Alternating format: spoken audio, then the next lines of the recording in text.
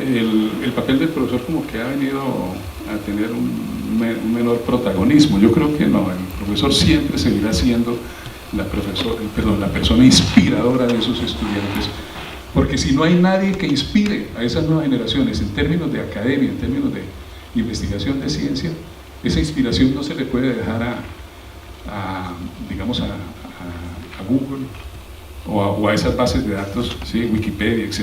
¿Sí? Son los maestros los llamados a inspirar a esas nuevas generaciones.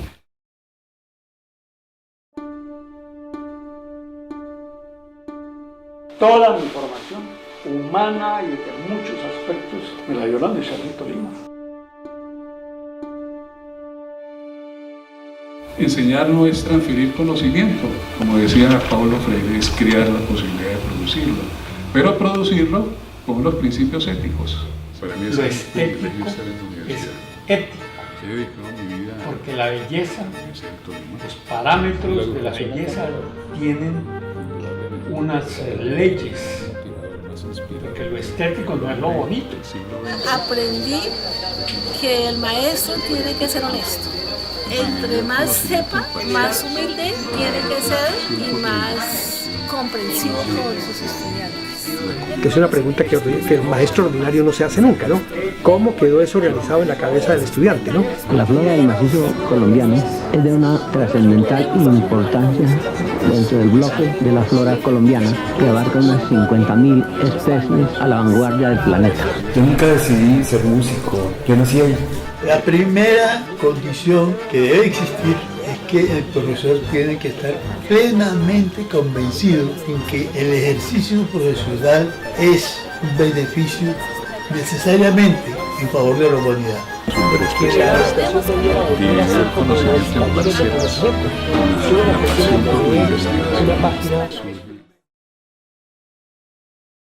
Gustavo Adolfo Vallejo, doctor en ciencias en parasitología, investigador emérito. Tuve la oportunidad de ser estudiante, alumno del profesor Vallejo, desde mi pregrado en la licenciatura de Biología y Química. El profesor Vallejo fue mi profesor de los cursos de Biología de los Invertebrados. Fue una de las asignaturas que mayor conocimiento me proporcionó durante mi carrera de pregrado, y era prácticamente un hito y una satisfacción estar en las clases con el profesor. En esa época no contábamos con las ayudas audiovisuales de hoy y era gratificante ver cómo el profesor Vallejo elaboraba todas las estructuras anatómicas de los diferentes grupos taxonómicos que hacían parte de la asignatura, de tal manera que he sido alumno del profesor Vallejo en toda la escala académica, desde el pregrado, especialización, maestría. Posteriormente fui a hacer doctorado, y en el doctorado el profesor Vallejo seguía siendo mi punto de referencia y mi consultor de primera mano en todos los procesos de formación en ese doctorado, de tal manera que ha sido toda una vida de aprendizaje al lado de mi maestro, de mi profesor, y ha sido mi maestro no solamente en la labor académica, sino mi maestro como ejemplo de vida, porque pues es una persona excepcional y ha alcanzado los más altos logros y merecimientos en la comunidad académica y científica nacional e internacional. Bueno, obviamente que la educación ha cambiado, indudablemente. Las herramientas tecnológicas hoy en día están disponibles. En las décadas anteriores, décadas del 80, del 90, prácticamente las fuentes de información eran escasas. No había internet, ¿cierto? No había, las bases de datos de literatura eran muy escasas. Y entonces,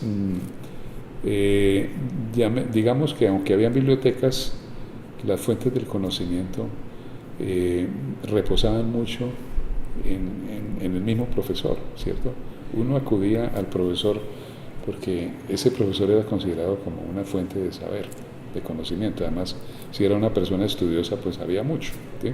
Por eso, la estrategia metodológica de esas décadas era la clase magistral.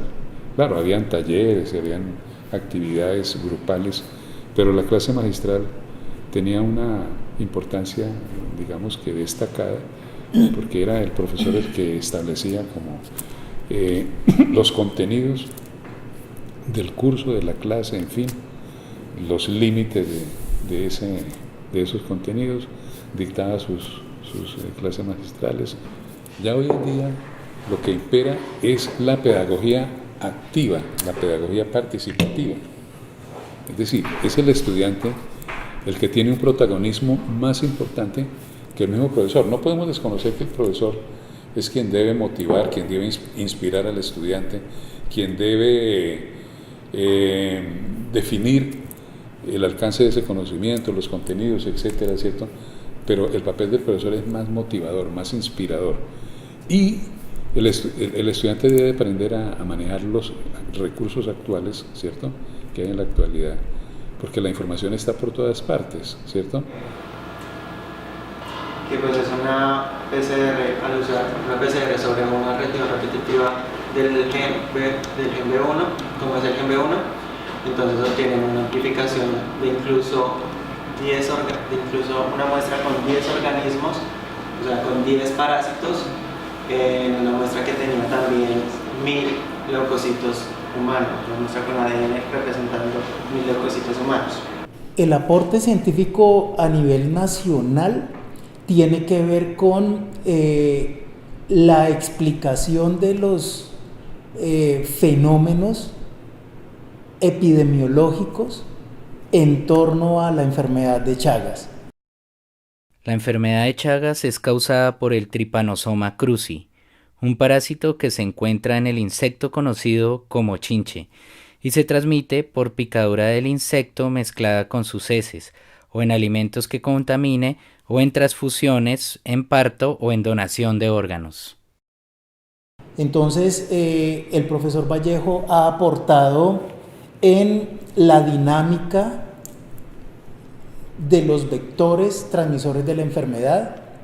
El profesor Vallejo ha hecho aportes valiosos en la caracterización de los tripanosomátidos asociados a la enfermedad de Chagas. El profesor Vallejo ha hecho aportes valiosos en la identificación de los genotipos circulantes de los dos tripanosomas, Trypanosoma cruzi, que es el patógeno causante de la enfermedad de Chagas y causante de una tasa de mortalidad alta en nuestro país, pero también ha hecho aportes valiosos en la identificación, en la caracterización y en el genotipaje de Trypanosoma rangeli, que si bien es cierto, es un parásito hasta ahora considerado no patógeno para el hombre, tiene que ver con Trypanosoma cruzi, porque ellos están compartiendo el mismo ecotopo, los mismos vectores y están en las mismas comunidades humanas. Nosotros aquí hemos trabajado con un enfoque que lo hemos denominado como el enfoque epidemiológico, es decir, conocer la dinámica de transmisión del parásito, ¿sí? Porque estos parásitos son complejos y la forma de transmisión también es variable. De manera que desde hace ya varios años nos hemos dedicado a estudiar el parásito y estudiar su diversidad. Entonces, en el caso de Trypanosoma cruzi, se pueden detectar 8 tipos diferentes de Trypanosoma cruzi. Ahora, también hay que destacar el aporte para la sociedad que ha hecho el profesor Vallejo. No sé cuántos estudiantes de pregrado han pasado y han tenido la oportunidad de disfrutar de las clases del profesor Vallejo, estudiantes de especialización, estudiantes de maestría, estudiantes de doctorado, y con las calidades del trabajo que se adelanta bajo la orientación del profesor Vallejo, el aporte social es significativo, porque son profesionales que van a salir a participar y a desempeñarse como profesionales con todo el rigor que aprendieron en este laboratorio. Y de hecho nosotros tenemos publicaciones en revistas internacionales muy reconocidas, en Brasil, en Europa, en fin, en Estados Unidos, y incluso esta línea que le estoy comentando, en el año 2004 recibió un premio internacional. Ese premio se llamó la mejor comunicación científica de un científico procedente de un país en desarrollo. Ese premio nos lo dieron en Valencia, España, en el 9º Multicoloquio Europeo de Parasitología, donde habían alrededor de 80 países, la mayoría de ellos países de África, Asia, América Latina. Y a nosotros nos escogieron, la presentación nuestra fue escogida como la mejor presentación oral de un científico procedente de un país en desarrollo. ¿Y qué era lo que estábamos mostrando en esa presentación oral? En esa conferencia estábamos presentando que los vectores, que son los insectos que transmiten los tripanosomas, transmiten solamente a unos grupos, a unos genotipos y a otros no. Y teníamos las evidencias, ¿sí? Y a raíz de ese premio, pues eso nos entusiasmó y hemos seguido trabajando. Y hemos tenido ahí varios estudiantes de maestría y actualmente tenemos 2 estudiantes de doctorado que vienen trabajando con esa temática. Y aspiramos contribuir a entender eso. No es fácil porque uno cree que las interacciones son muy sencillas y no, son muy complejas. Los parásitos cuando ingresan al insecto se enfrentan a muchísimos tipos diferentes de moléculas en el estómago, en la misma sangre o hemolinfa del insecto, en las glándulas salivares, en fin. Y esas moléculas son las que finalmente determinan si hay transmisión o no, porque esas moléculas pueden eliminar el parásito. En la actualidad, la investigación en general en las ciencias naturales requiere de unos equipos de alta tecnología, a los cuales se les cobran altos aranceles de importación, además del costo que ya es elevado para Colombia, lo cual, unido a la baja inversión en investigación, limita las posibilidades a las que se dictaminan desde las grandes organizaciones y corporaciones internacionales, aunque en unos casos esto se logre sortear con esfuerzos como los del grupo del profesor Vallejo. Enseñar no es transferir conocimiento, como decía Paulo Freire, es crear la posibilidad de producirlo, pero producirlo con los principios éticos. Yo ingresé a la universidad en febrero de 1969. Eso significa que hace 49 años llegué aquí como estudiante, ¿sí? Ahí comenzó todo ese proceso formativo, que lo recuerdo con mucho agrado, ¿no? Y con mucha nostalgia, porque en esa época se leía mucho, se discutía mucho. Era una universidad más deliberante, inclusive desde todos los ámbitos, no solamente académico, sino también desde el ámbito político. 69 era 2 años después de haber escrito Gabriel García Márquez 100 años de soledad, una obra que impactó a todos los niveles, digamos, académicos, no solamente a los estudiantes de bachillerato, sino a quienes ya habíamos ingresado a la universidad. Y ahí comenzó ese proceso formativo. Yo ingreso después como profesor en enero de 1974, es decir que ya cumplo en este momento, tengo 44 años de ser profesor, ¿sí? He dedicado mi vida a la Universidad del Tolima. Si hiciéramos cuentas, no sé qué porcentaje de mi vida la he transcurrido aquí en esta institución, probablemente más del 70%, ¿sí? El valor de lo que uno deje es muy difícil que uno lo defina de manera individual, de manera personal, ¿sí? Porque en asuntos académicos y científicos quien valora es la comunidad, ¿sí? Es como cuando uno escribe un artículo, un libro, una obra, el impacto de esa obra la define la sociedad, la define la comunidad. La Internet trajo la revolución en la información y entonces eso dio paso a traer nuevas tecnologías, incluso en la microscopía. Tenemos aquí un microscopio de comienzos del siglo XX y a medida que fue evolucionando entonces tenemos ya equipos de nueva generación que los aprendimos a utilizar aquí en la universidad. Y estos avances tecnológicos hoy nos han llevado a trabajar ya con moléculas como el DNA y el RNA, tener las secuencias de nucleótidos de cada una de esas moléculas, es decir, que hicimos el abordaje hacia la secuenciación del DNA y la secuenciación del RNA, y eso nos dio las bases para entrar ya a la proteómica. Entonces, también al uso de todas las bases de datos nacionales e internacionales, y también a entrar a abordar todo lo que la bioinformática le puede proporcionar al investigador como herramienta para poder resolver sus problemas. Fuera del conocimiento básico que genera la investigación, ¿sí? Porque siempre se ha dicho que la investigación tiene que fundamentalmente ser orientada por la curiosidad, ¿sí? Es decir, por las preguntas que el investigador se haga acerca de un fenómeno que está observando. Pero fuera de esa investigación básica, en el campo de la parasitología existen 3 áreas de aplicación, ¿sí?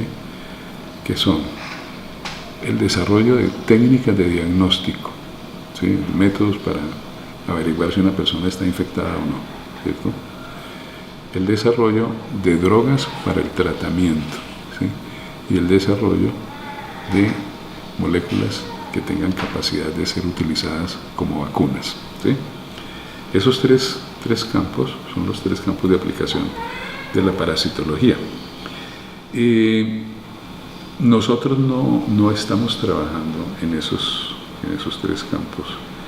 Estamos trabajando en la investigación, digamos, en la epidemiología básica, pero esa epidemiología básica es el punto de partida para poder llegar a desarrollar métodos de diagnóstico, para desarrollar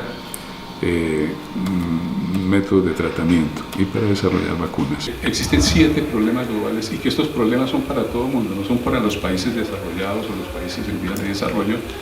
Y esos problemas globales están ahí planteados, el cambio climático, sus efectos y control.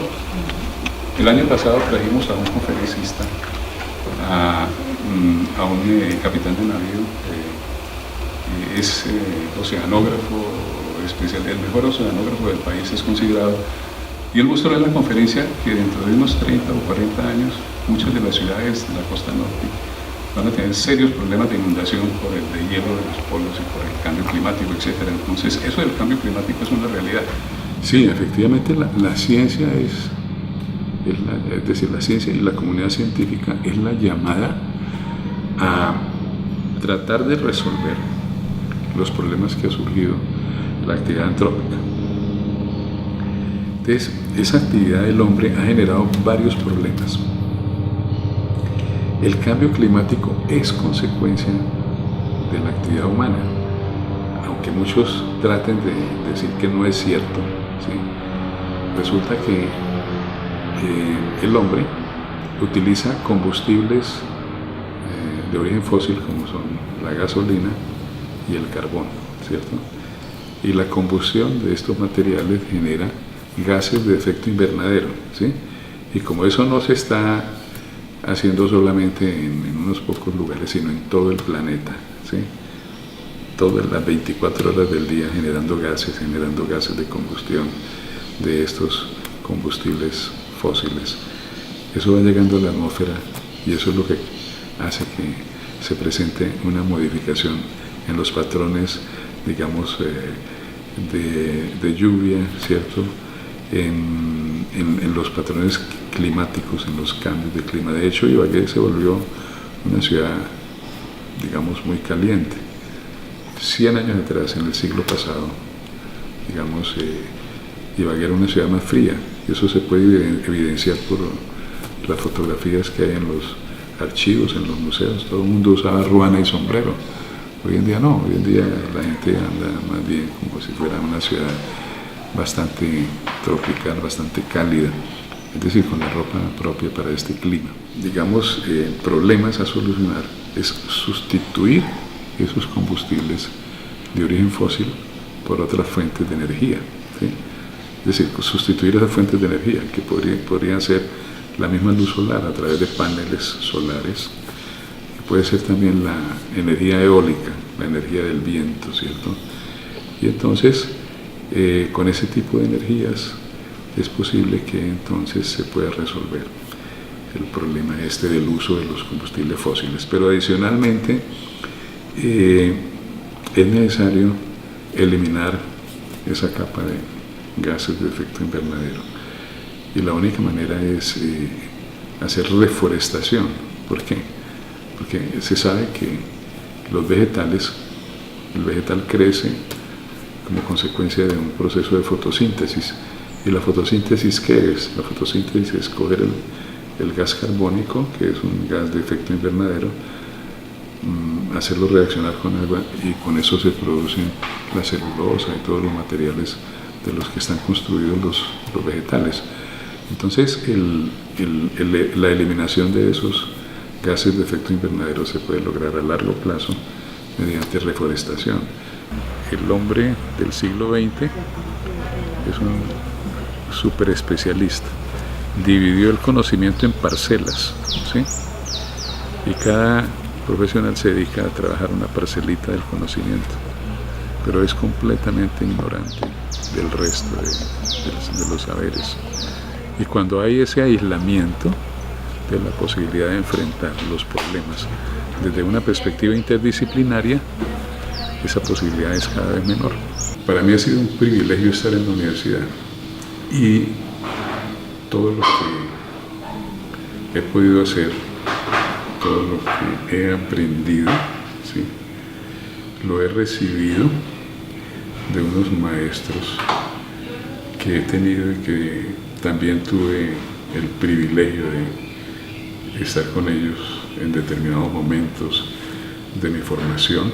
Yo simplemente coloqué aquí de una manera arbitraria los que fueron profesores míos, ¿sí?, pero que los consideré como excelentes. A mí me parece que hicieron excelentes contribuciones.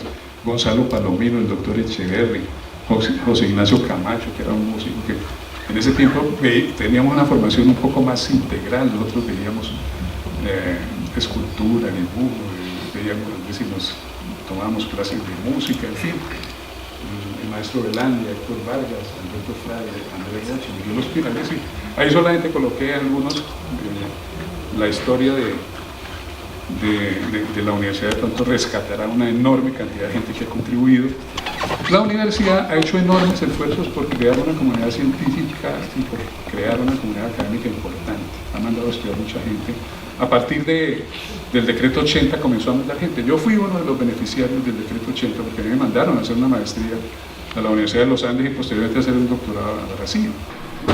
La pasión por la investigación surge de la curiosidad que tiene el ser humano de manera natural. En la evolución de la especie humana llegó el momento en que él se interesa por conocer, por saber acerca de los fenómenos de la naturaleza, en fin. Y bueno, desarrolla finalmente esa curiosidad que más adelante, en el siglo XVII, se estructura y se encamina a través de la investigación, a través de la metodología de investigación que los especialistas consideran que surge en el siglo XVII. Yo creo que lo fundamental para el investigador es mantener viva ese interés, esa pasión y esa curiosidad.